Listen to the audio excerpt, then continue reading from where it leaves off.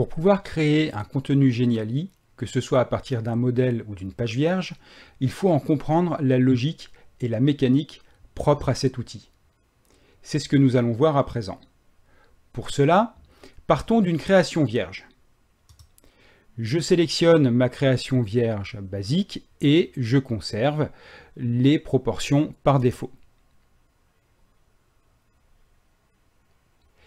J'arrive maintenant dans mon interface de création. On voit trois zones différentes. Donc ici, sur la droite, c'est la page en cours de création. Cette colonne sur le côté, c'est celle dans laquelle je trouverai mes différentes pages. Donc pour l'instant, je n'en ai qu'une. Donc ça ressemble un petit peu à PowerPoint. Et puis là, tout à gauche, j'ai le menu avec les différents éléments que l'on peut importer. Alors on va commencer par importer du texte. Donc je clique sur texte. J'ai différentes mises en forme possibles. Je vais choisir la mise en forme titre 1. Donc là, j'ai une zone de texte qui apparaît. Donc là aussi, on se retrouve un petit peu comme dans PowerPoint. Et donc là, je vais modifier mon texte et je vais l'appeler tout simplement mon premier Geniali. Bon, pas très original.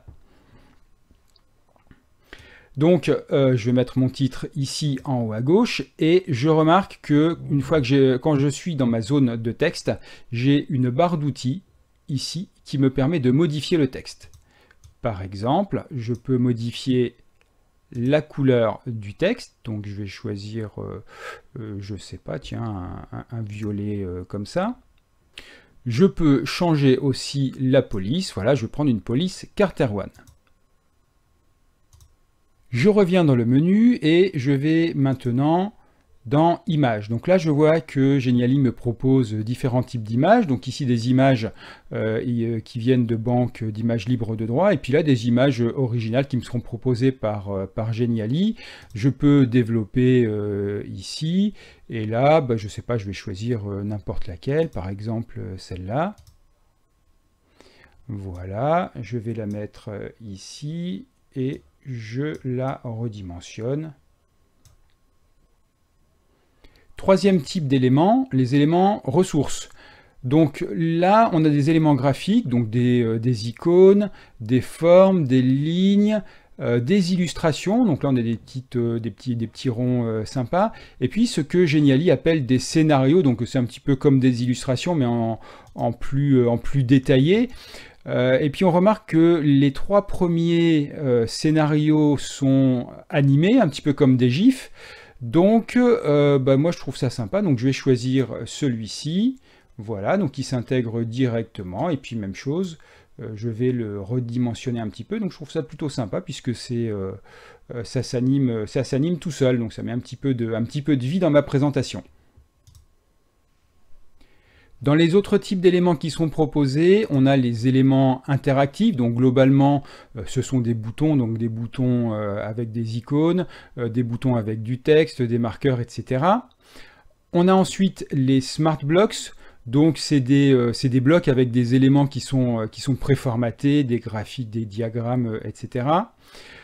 On peut aussi insérer des contenus audio, donc en enregistrant directement une voix off par exemple au micro, ou intégrer une vidéo hébergée sur YouTube ou sur Vimeo, ou intégrer d'autres types de contenus provenant de réseaux sociaux.